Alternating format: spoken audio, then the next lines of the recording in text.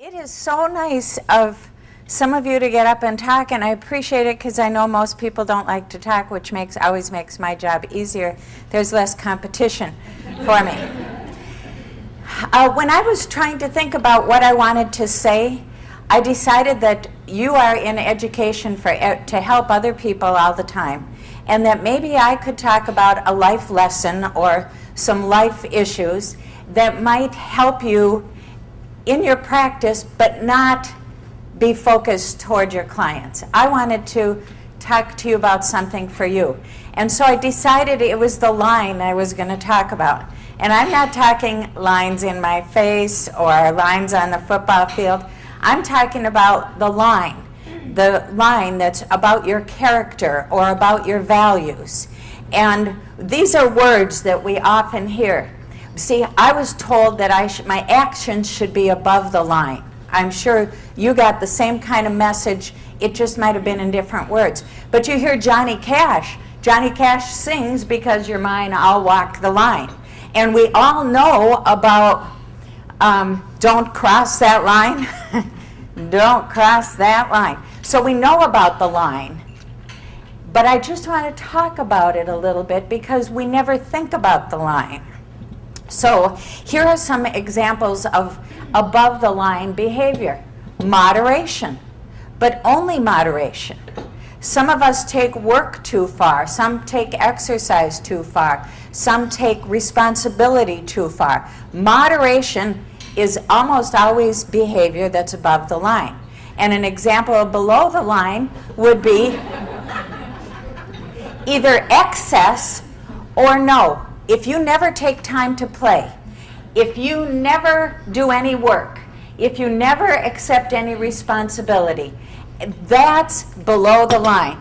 On the other hand, if you work too much, if you play too much, if you have too much responsibility, and that's not what we think.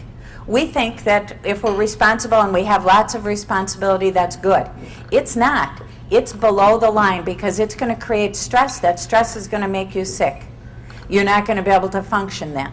So stress is behavior that's below the line.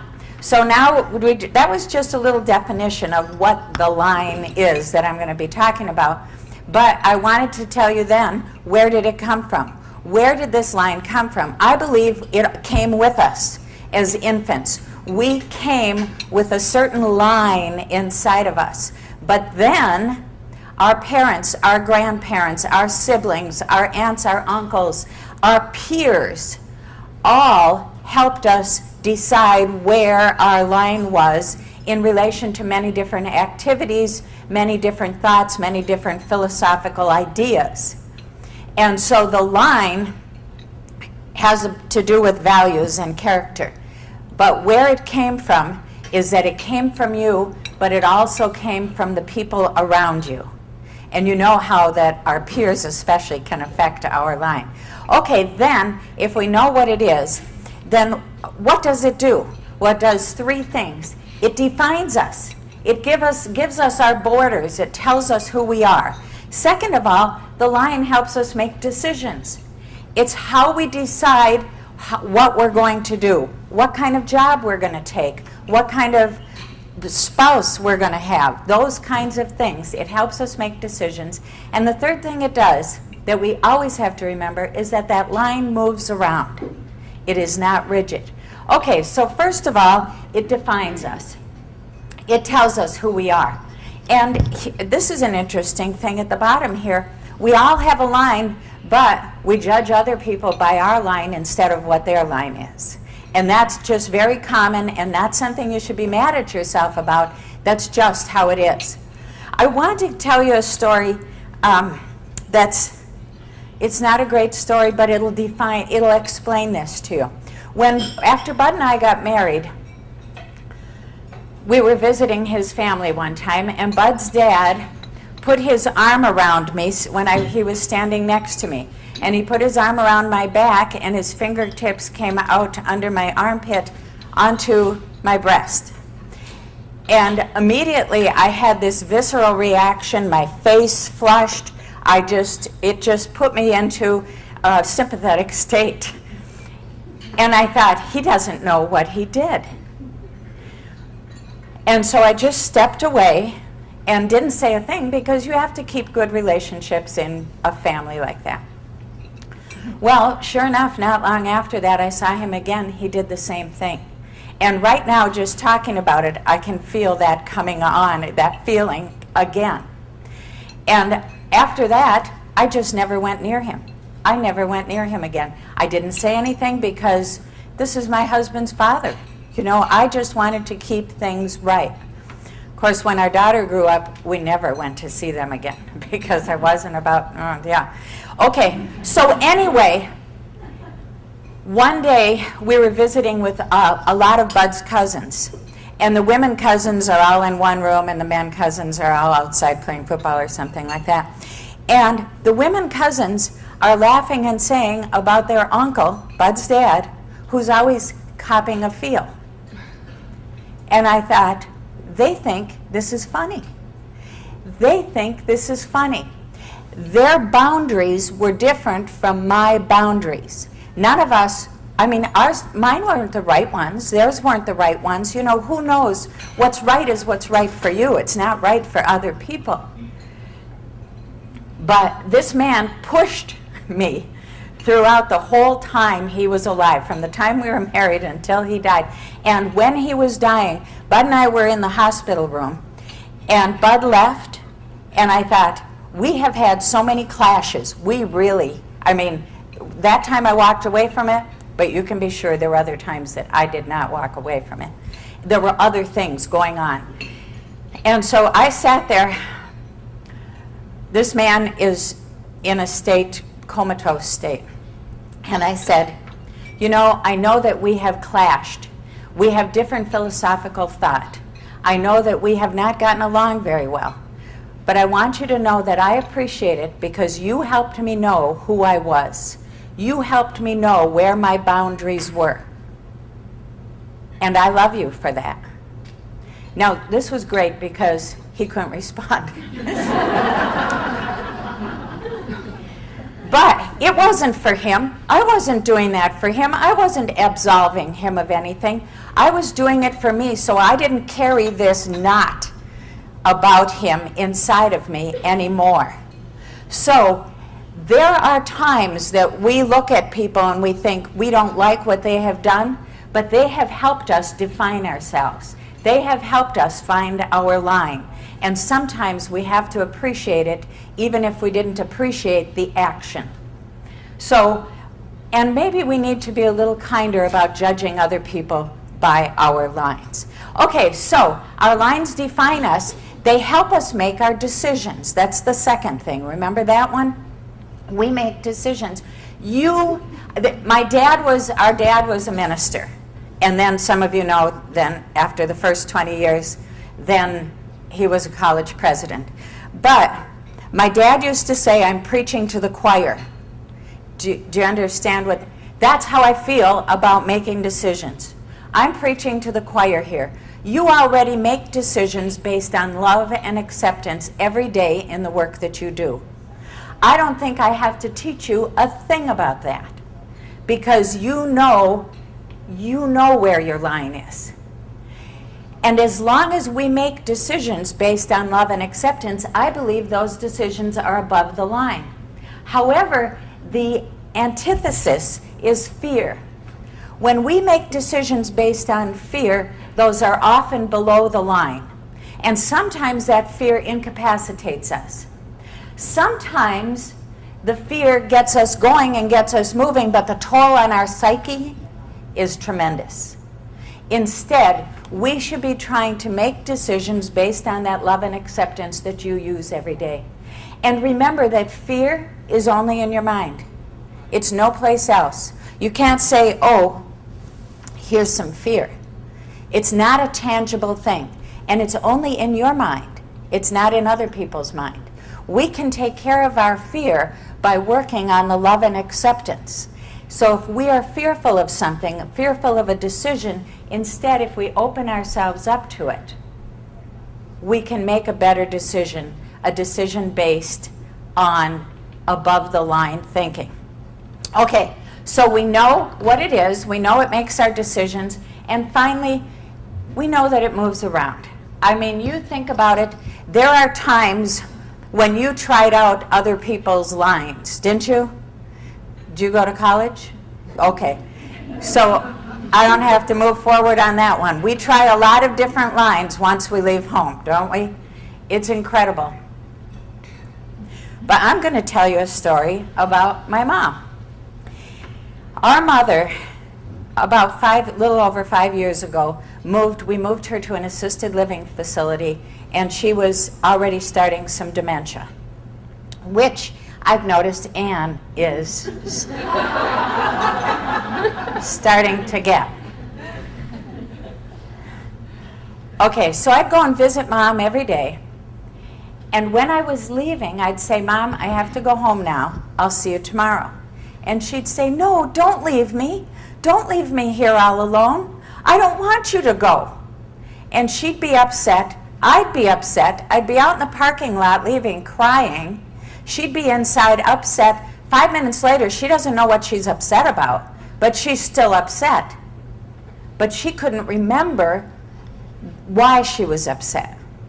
So, our mom never liked grocery shopping, and as soon as we were able to ride a bike with a basket on it, we did all the grocery shopping all the time.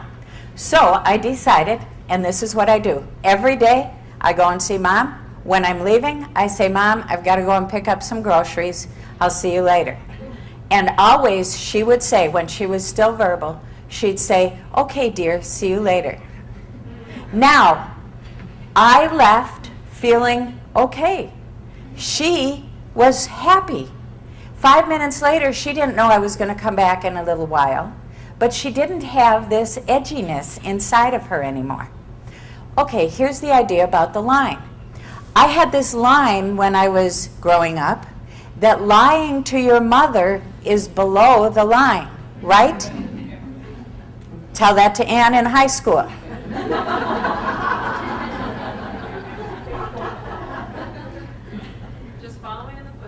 Okay. All right. So, in this situation, I took my line and pulled it down right there to encapsulate lying to your mother, and now I consider it action above the line. There's nothing in my heart of hearts that tells me lying to my mother every day is wrong. I feel that it's completely above the line action. So our lines move around as we grow and as we deal with different people. And that's okay. We cannot have a rigid line. Well, we can, but it's not going to be an easy life. We need to have a line that moves around. Now, sometimes our lines don't just move around, they shatter, they break. It's incredible. And many of us have been through things that just, it was an earthquake. It was an earthquake to our line.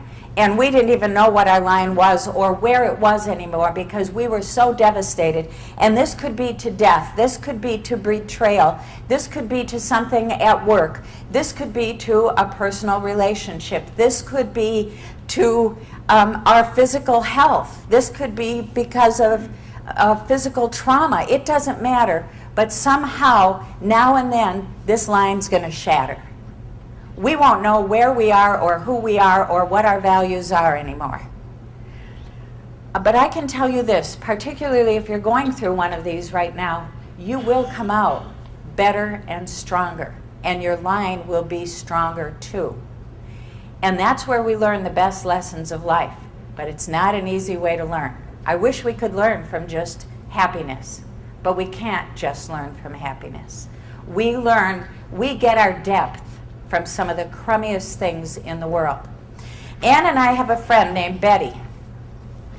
When she was about 40, she realized she had been molested by her father when she was growing up. Her niece behaved poorly at school.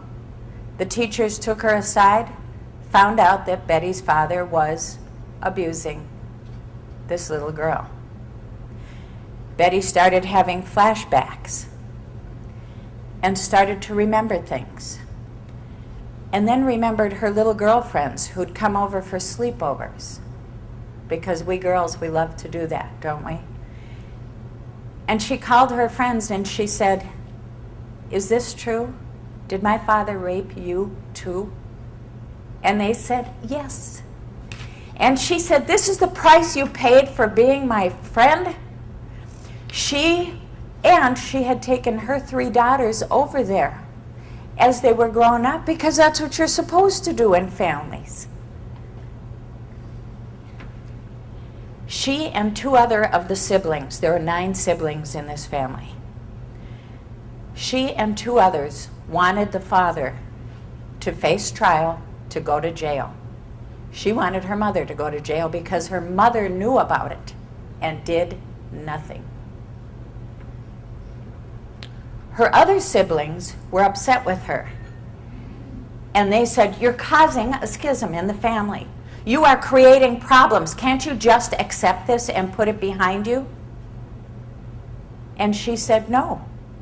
No. Something should be done."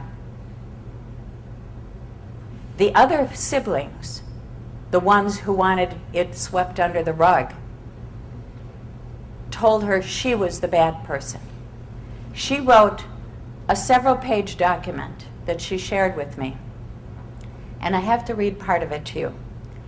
"My line is my whole self.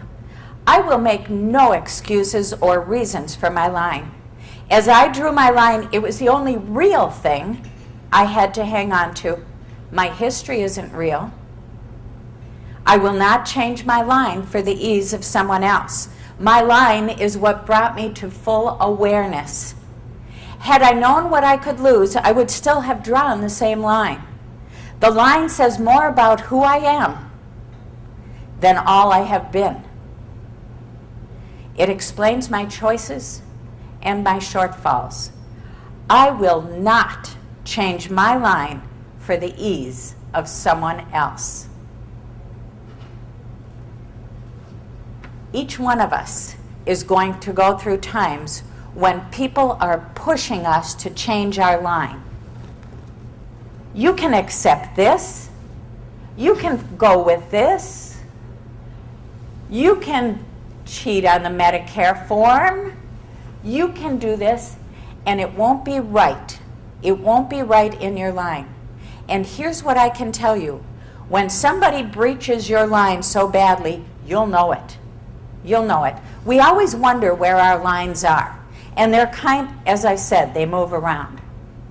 You'll know it. If somebody pushes this line really hard, you're going to find yourself pushing back. You are going to have a physical reaction.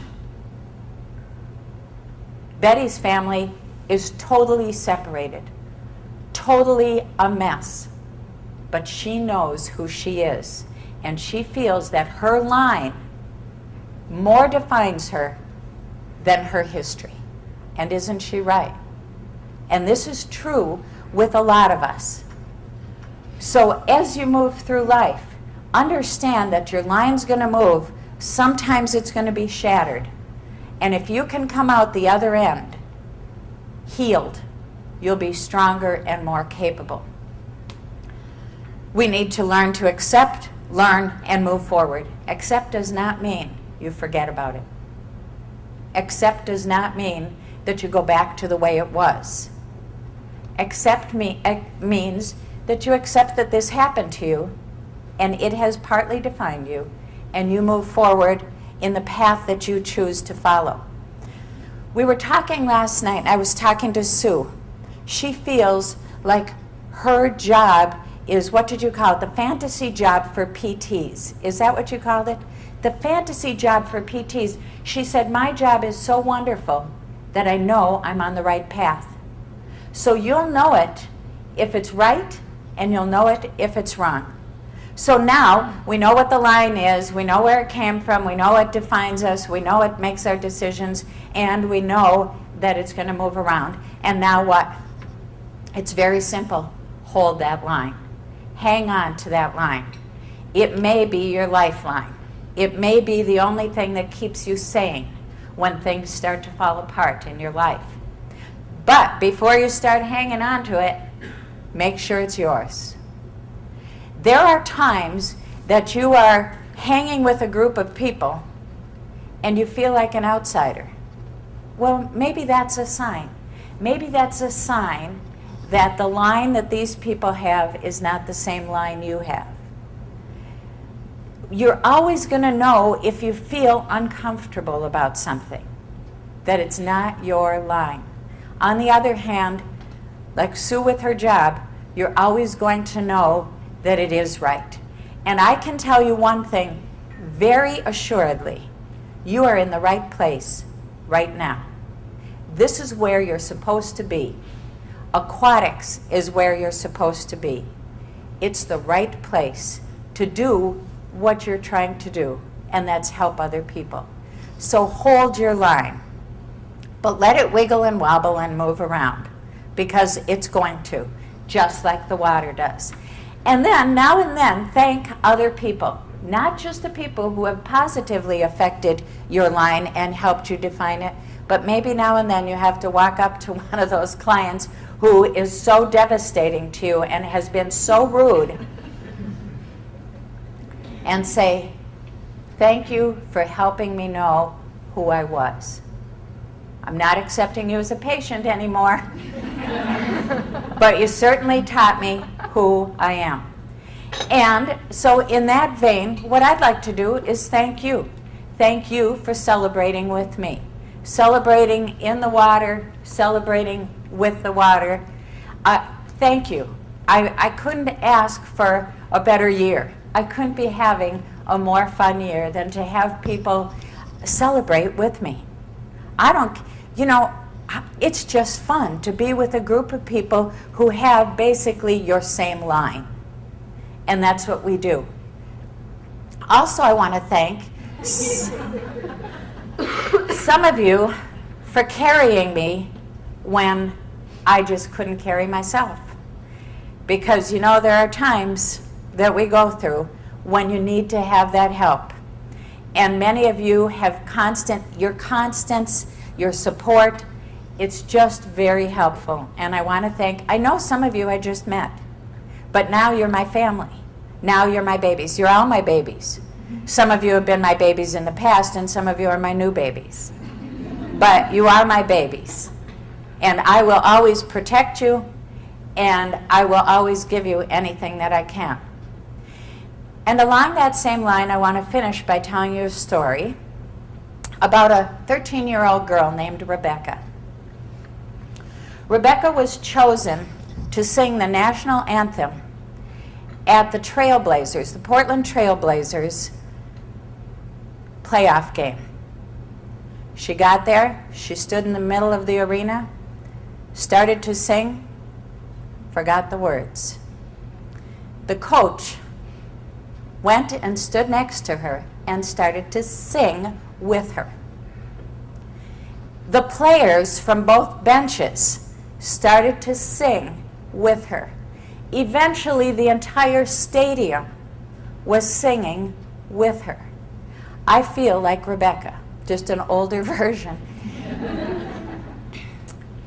I feel like I have been trying to sing this song about using the water for healing. And many of you have been singing that same song, and we've been scattered around instead of together. And there are times when I've forgotten the words, and times when my family needed me and I couldn't stay with my singing.